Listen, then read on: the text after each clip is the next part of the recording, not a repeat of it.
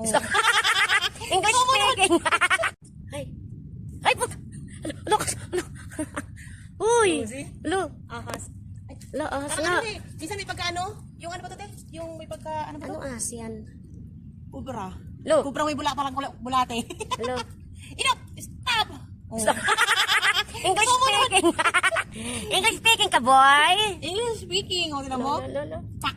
Yung ganun. Lo. Tapos na tumalon sa akin, no? Tumatayo ang ano yan, ulit eh. Oh, lumalaki din eh. Doon ka, be. Oh, enough!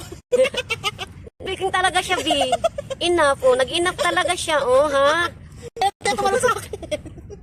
Go home na. Ganun mo nakita yung ano?